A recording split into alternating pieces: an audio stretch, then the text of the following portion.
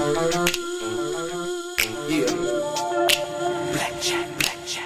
Life is like a game of cards.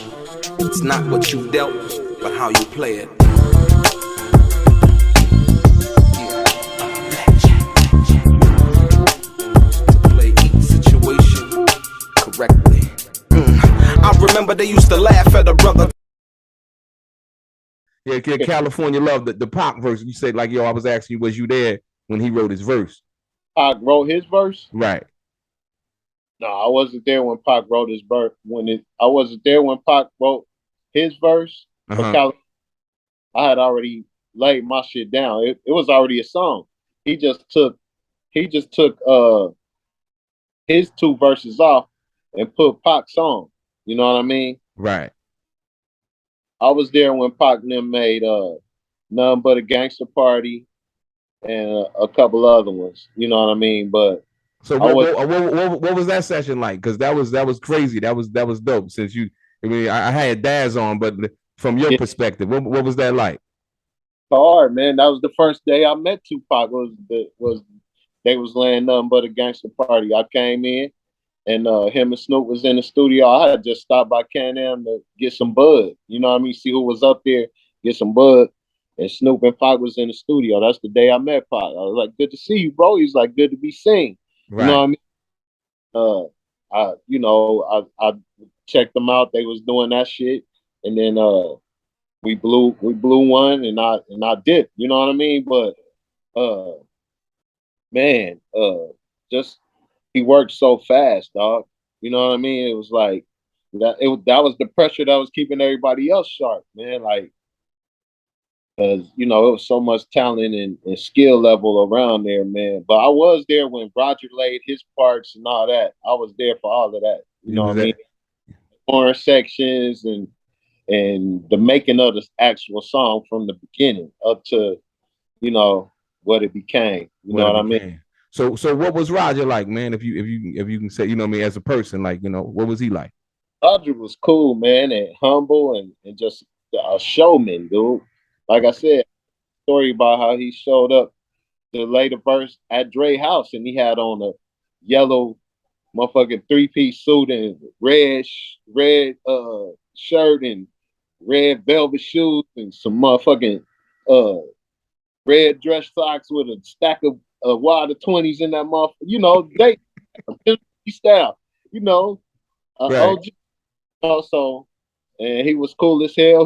We chopped it up. When I told him I was from Dayton, he had knew some of my aunties. I went to school with a couple of his nieces and shit like that. So yeah, man, he was cool as hell. And he showed out in that motherfucker.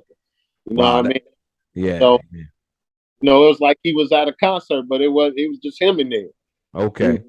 So it was like he was the same as if he would have been on stage. You know what I mean? Okay. Right. Just giving it that energy. Just as animated and, was getting it, So now the California Love is done. Here come the video shoot. You was there?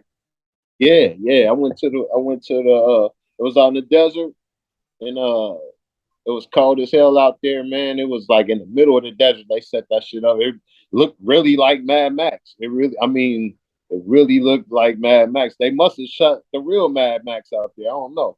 Right, but, right. They did it in Australia, but it looked like that, Okay. And it was a blast, man. It was a blast. Motherfuckers was drunk, but yeah, it was different. That was different back then. Like, yeah, it definitely was different back then than it is right now. Hey, so was it any altercations on set that you can remember? Nothing.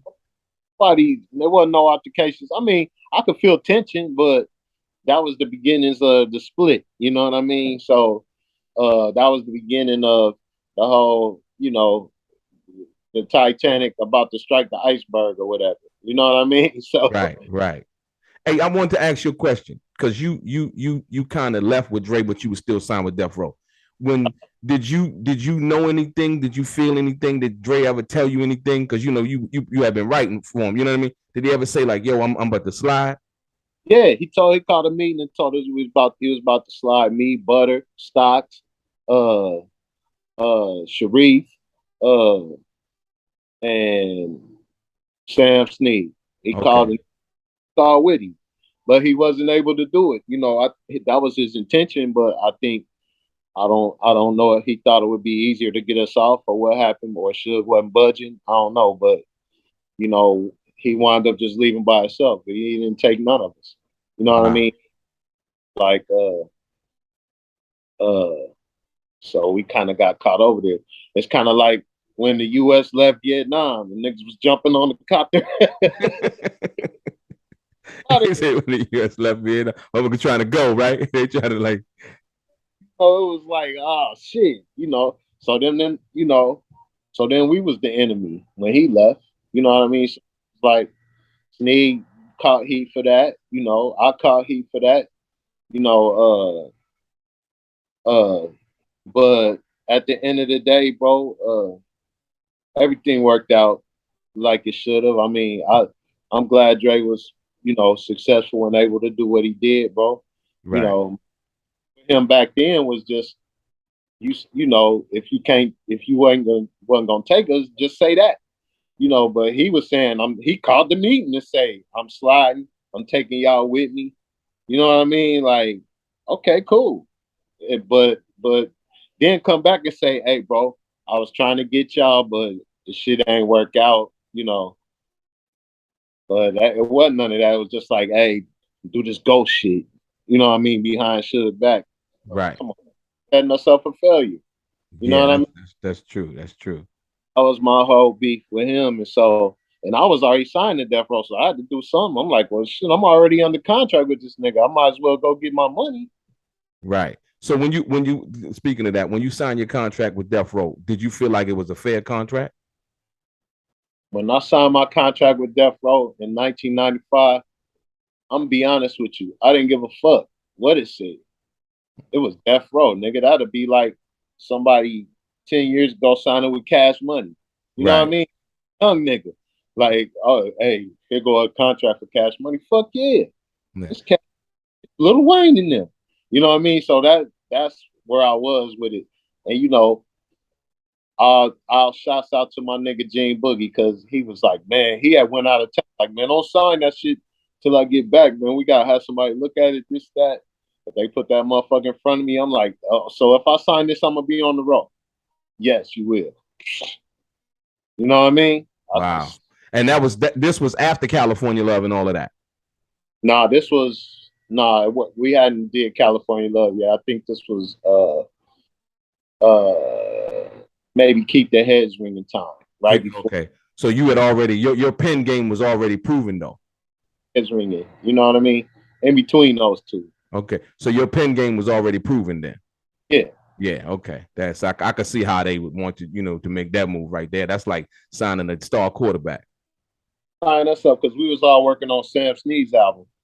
So it was really Sam Snead had hooked him up a little production deal and we were signing under Snead. You know what I mean? But we were signing to Death Row. So yeah, so Flexx. So you was talking about you said that particular time y'all was working on Sam Snead's album when they really initially signed you to Death Row. So and I appreciate your honesty, man, and basically saying like, yo, you was young, you didn't care. You know what I mean? A lot of people wouldn't have the heart to admit to that. You know what I mean? So your relationship, because everybody had a different relationship with Suge Knight, right? Your relationship with Suge Knight, how was that? Always good, really. I mean, other than me signing a fucked up contract, but that was on me. You know what I mean? I can't blame them for. Everybody had fucked up contracts back then. Wasn't nobody smart enough to, you know, what Stocks was. Stock was like, I gotta get somebody to look at my shit first. You know. Oh, so Stocks was smart enough to be like, yo, Stocks wasn't signed. Well, I think he signed eventually, but Stocks was more hesitant. I mean, he was on that Queen shit, so he already was like he had already put out albums and shit like that and put out little demos and shit. So he was Right. all of them. And so then man, But other than that, Suge was cool with my manager Karen, right? Right. He was cool, and Karen was cool with Dre too. So uh, he already looked at me as favorable. And plus, I didn't really deal a lot with Suge, but when I did, it was the first time I met Suge Knight, right? I didn't even know who he was. And And you were signed? no. Okay, okay. Got you. When I told you I gave Dre my demo tape, right? And then so after we had did Natural Born Killers and he heard it, he liked it. He said, make me a tape of it. He said, y'all come up to this video shoot. They was doing a video shoot for Murder Was the Case, right? And so when I pull up there, uh, I hear Natural Born Killers bumping, but it was still me rapping. It wasn't Dre rapping yet. And then Fools was like, who is that? And he was pointing at me like, that's this nigga Flexx. You know what I mean? right. I was like, God damn it, I'm here. You know, it wasn't really when we gave him the tape at the it wasn't really when we gave him the tape at the stoplight. It wasn't really when he said he liked my shit at the party or none of that. Or when I rapped it at his house. But when we pulled up on the video shoot and that shit was bumping out the Ferrari, and niggas was like, who is that? You know what I mean? And that nigga turned and pointed to us like, that's Flexx. I was like, yeah, nigga, I'm here. You know what I mean? Here we go.